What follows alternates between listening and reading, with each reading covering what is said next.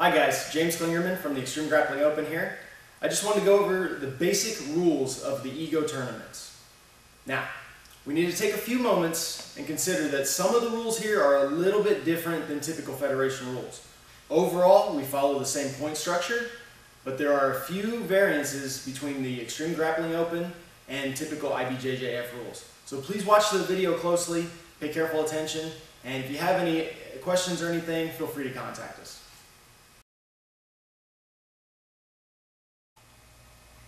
Okay guys, starting off, there's 3 ways to gain 2 points. Number 1 with the takedown, number 2 with the sweep, and number 3 with the knee on stomach position. So let's start with the takedowns. Now, in ego, I don't care how beautiful the takedown is or how ugly it is. If you land on top, you're gonna get it. Okay? I can come in, I can hit the greatest hip toss you've ever seen. Oh, not that that was it, but you get the idea. As long as I control it for 1, 2, 3 seconds, you're going to be awarded 2 points. If the takedown's ugly, oh, we get in here, and I throw him to the ground. I initiated, I ended on top. That's my goal in Jiu-Jitsu. 1, 2, 3, 2 points. I mentioned that we have to come out on top, all right? So if I take Justin down and he's able to roll me right off the bat, that's going to be his 2 points as long as he controls the position. For example, if I shoot a double leg, oh, I take him down, oh, I end up on top or bottom. Even though I initiated the takedown, he controlled it and he's landed on top for a full count of 3, he's going to get the 2 points. Now, we get a lot of questions about guard pulling, and it really can be a little difficult. Okay, so let's go over that and help you figure it all out. Overall, guard pulling, if I decide to go to bottom and pull guard on my own, Justin does not get 2 points for that. So if we're in here, I go, I pull guard, I just sit flat to my butt, I initiate it. Okay, he did not force me down, he doesn't get points, there's no advantages, there's nothing. We do have a no butt scoop rule. And what I mean by this is that I'm not allowed to just start and drop and play, okay? Guard pulling is absolutely fine, but I have to make contact, okay? So if I come in and I grab, I can sit, no problem.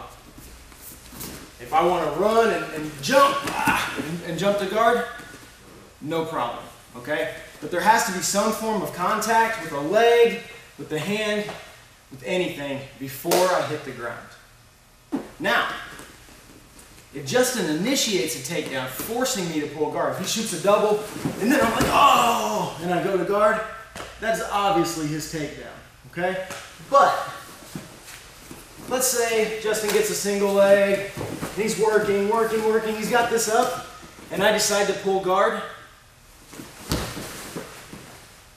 1, 2, 3. That's going to be Justin's takedown. It's his 2 points. He initiated, he forced me to pull guard, therefore he forced me to go to the bottom. Now, probably the hardest call in this is what happens when Justin shoots on me, but doesn't get it, and he decides that he's going to pull guard off the shot. What we're going to do with this, guys, is the referee is going to have to use his own discretion and determine that after Justin shot, did he pull guard on his own accord, or did I force him to the bottom, okay? So a lot of times something will happen where Justin might shoot a single and immediately pull guard. Boom. Okay? He's being aggressive. He went to half guard. He's trying to sweep me. He's trying to get an advantage. There's no points here. Okay? We're going to consider that a guard pull. But if Justin shoots, I get an under, I'm forcing him down, and now he goes to guard. I kind of forced him over. Okay? I made him have to go to bottom. So I out-wrestled him, making him choose to pull guard. 1, 2, 3, it's going to be my 2 points. All right, we also get 2 points for a sweep. And you can think of a sweep much like a takedown, except that I'm already on the ground. Okay? Now a sweep has to involve the legs or the guard in some form or another. So if I'm here, let's go basic scissor sweep. Set it up.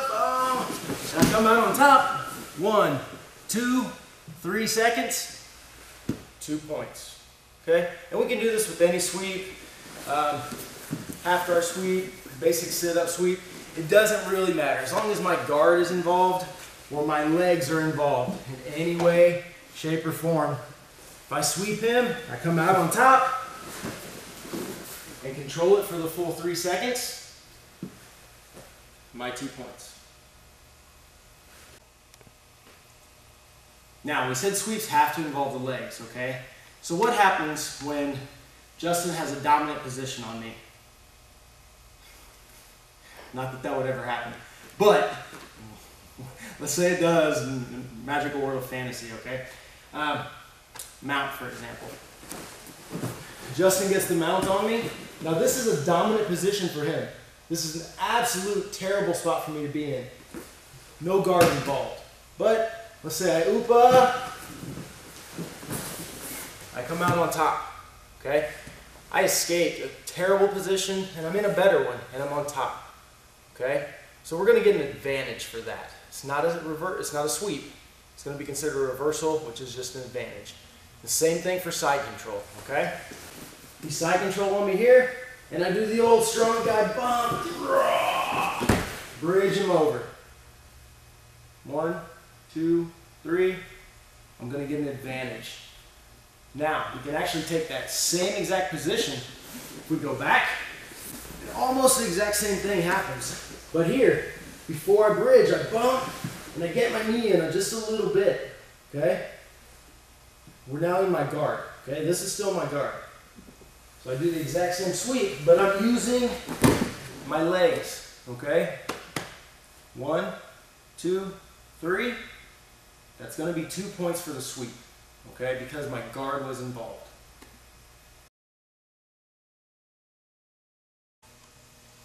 Now, the third way of achieving 2 points is going to be the knee on stomach position or knee on belly. Okay? So, Justin's down here. This is real simple, guys. My knee and or my shin anywhere between his hips and his neck. Big point to this here is that we have to have this back knee up. Okay? My knee cannot be down on the ground. You should have your foot up for base anyway. This knee's got to be up, okay? It's got to be a strong attacking position. All right? Now, another question we commonly get is, can I face the other way? Meaning, can my knee be here, this leg out? You can do it all day long. It's fine. It's completely legal, but you're not going to get points for it, okay? This is not as good of a position as facing the head, okay? Simply because I have more attacks from here, all right? So, if I'm in an MMA fight, self-defense scenario, I can punch him, all right? This is not a good spot to punch from. That's not a back fist. Okay? So we've got to face the head, all right? Again, knee and the shin, anywhere between the belt and the shoulders, all right? If he's on his side, this is fine, as long as I'm in a controlling position where I can effectively attack. Another question we get often. So let's say I come from side control. Spring up, 1, 2, 3. I achieve my 2 points. I bounce over, 1, 2, 3. 2 more points. I hop around. Nothing. Okay? We're going to allow you 2 points per side until the position is dramatically broken. Okay? If Justin bumps out, he puts me in his guard, and I'm working, and I happen to bump, and then I go over here. 1, 2, 3. You'll get your 2 points again because he forced me out of the position. He's obviously shown some offense. He struggled. We're in a grappling match here. If I just bounce back and forth all day long, we're not going to award that more than once. With this knee on stomach position here, we also have to look at going from mount to the knee on stomach, okay? So if I'm here, now keep in mind, guys, mount is a 4-point position. Knee on stomach is only a 2-point position. I'm not going to be awarded for moving from mount to knee on belly, okay? You can do it all day long. It's a great strategy, okay? If he uppas instead of just rolling to the bottom and I want to pop off, no problem, that's great. But we're not going to give points. We're going from a 4-point position, a technically superior position, to a 2-point position, a technically inferior position. Okay guys, there's one way to achieve 3 points, and it's passing the guard. All right? Now, 3 points is for passing the guard, not for obtaining side control. All right? So it doesn't matter how we pass, any pass is perfectly acceptable. I pass his guard, 1, 2, 3. I get side control, it's 3 points. The 3 points is for the guard pass, not for the side control position, okay? So what I mean by this is if I pass the guard to another position, here, knee on belly, 1, 2, 3, I get my 3 points for the guard pass, plus my 2 points for my knee on stomach position, okay? Same scenario. I pass his guard, 1, 2, and he bumps me off.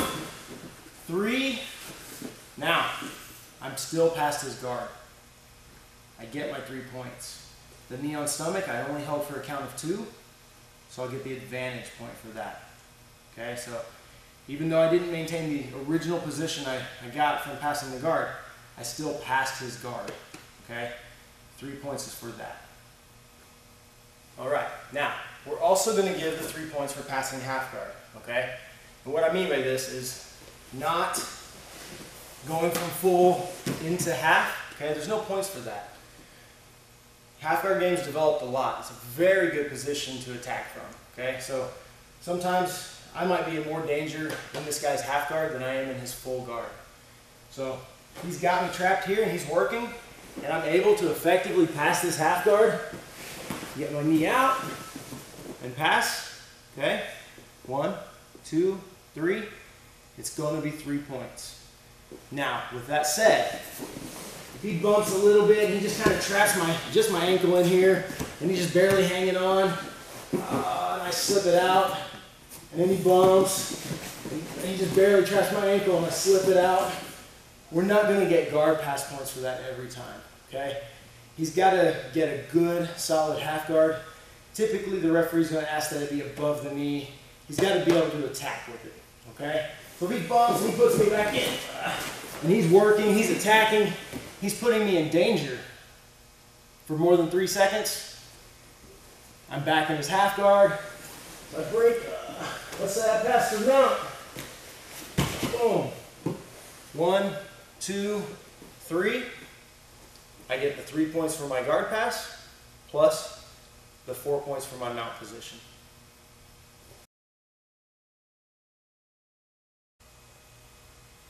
All right, 4 points. There's 2 ways of getting there. Mount and rear mount, okay? So let's start with the mount position. We're gonna use a couple different mount positions. We're gonna allow a few that we're gonna get 4 points from. So here, standard mount, both knees, both feet on the ground, okay? 1, 2, 3, I get my 4 points. Grapevine the legs, cross my feet here. This is all mount position. Okay, something as simple as me having my foot here, this is not mount, okay?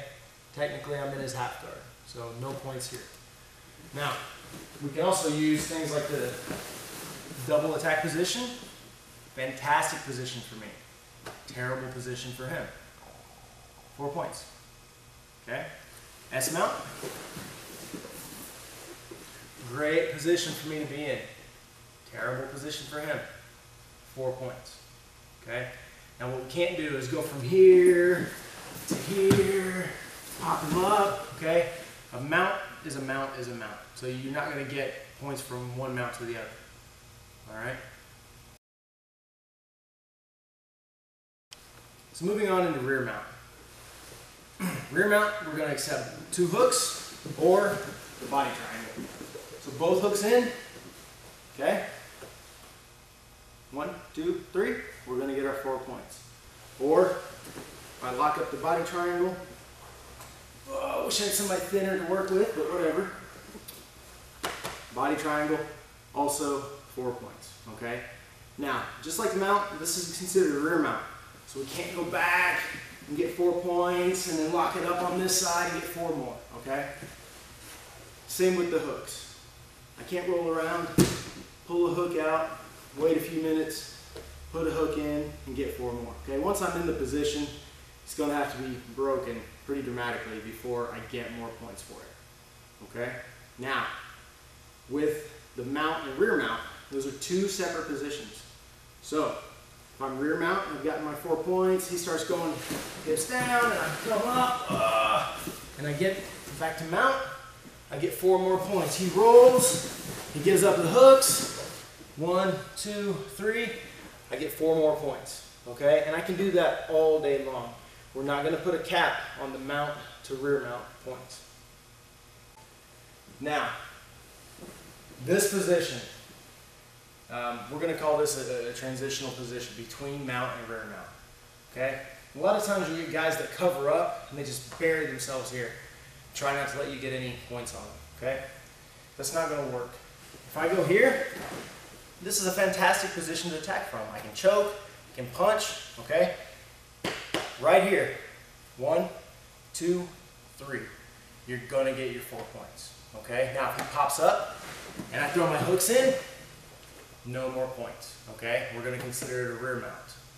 Also, we're going to consider it a mount. If he's down and I've attained my 4 points and he rolls over, no more points, okay? We're going to call that mount. So that belly down, flattened out position, we're going to give 4 points for it, but we're going to call it a transitional position between mount and rear mount. So if you get your 4 points there, you don't get 4 points when he rolls to mount or when he gives up hooks for a rear mount. Advantage points. Advantage points, guys, are almost points, okay? We almost did something. What you'll notice is every referee, when something's obtained, whether it be a takedown, a position, a guard pass, they will always count 1, 2, 3 before they award the points.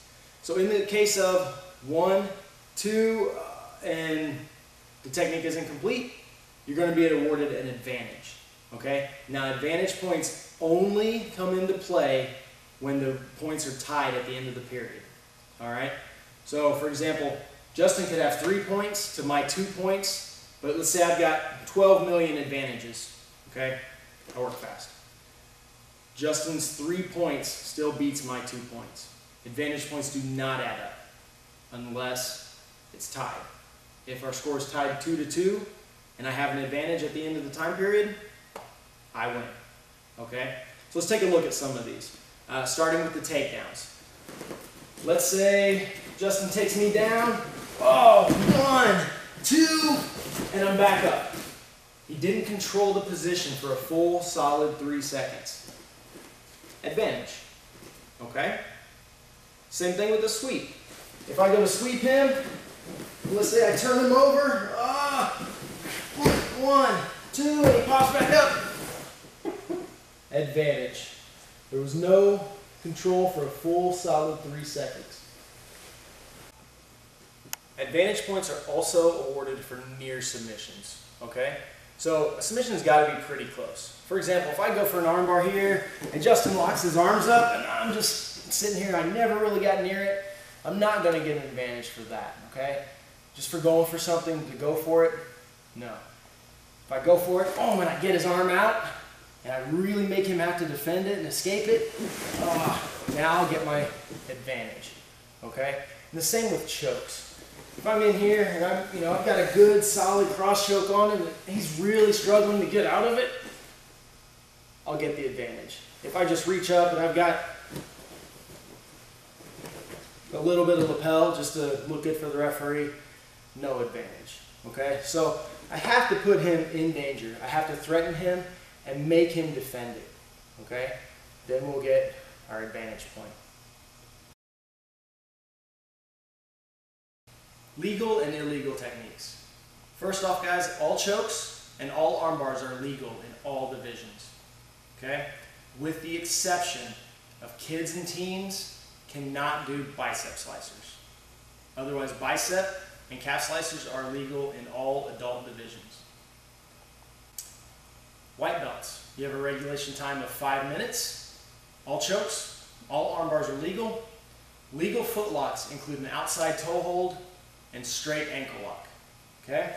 Now, outside toe hold is when I grab the pinky toe side of the foot. Okay? I'd go around, the foot goes that way. There's flexion in the ankle, as opposed to the other way where it only twists the knee. Okay, so we're not trying to attack the knee with leg locks. Here, outside toe hold, perfectly legal in all adult divisions. Straight ankle lock, where I'm attacking the Achilles tendon and I'm flexing the foot straight down, legal in all adult divisions. Now, any leg positioning here is okay. All right? We do allow you to cross the plane of his foot. I know this isn't standard in a lot of the federation tournaments and other things, but we do allow you to cross the foot over. Overall, guys, this does not attack the knee unless he starts rolling and twisting on his own. Okay? It's the proper way to do any straight ankle lock. I can cross my foot over, can lock it up. Okay? As long as I'm finishing with the straight Achilles lock here. Okay, once we get into the purple belt gi divisions and the intermediate no gi divisions, we can start adding knee bars, straight knee bars. Okay? Any variation of a straight knee bar where I'm attacking his knee straight. Okay? So we can combine that with our other legal foot locks like the outside toe hold. Absolutely fine. Purple belt gi and intermediate no gi and up. Expert no gi, 6 years experience and more, is allowed all submissions, okay? With the exception of finger bending, toe bending. All knee bars, heel hooks, neck cranks, chokes, arm locks, all submissions are legal in expert no gi. Neck cranks, overall, guys, are illegal, okay? Now, in the kids and teens divisions, no neck cranks at all. Expert division, all neck cranks are legal. Throughout all other adult divisions, we do allow you to pull the head forward, okay? For example, if I'm in Justin's guard, I can pull the head forward and do a basic can opener on him. I can pull his head this way, okay? I cannot twist his head like I'm trying to break it off, okay? If I'm mounted, I cannot drive his head back, all right? Now, if the arm's in and I'm going for a choke and I lock this up, most of that's on the arm. If the arm's in, we'll consider it a choke. But if the referee tells you to not crank the neck, stop what you're doing, okay? So, pulling the head forward this way is legal. Any other direction is not legal, which includes the standard twister or wrestling guillotine. Okay? We can also add in this neck flexion crucifixes. Okay? As long as I'm only pushing his head forward.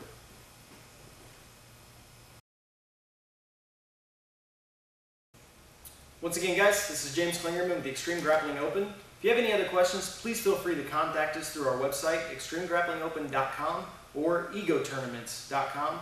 Again, I'd like to thank you for your time and look forward to seeing you guys on the mat.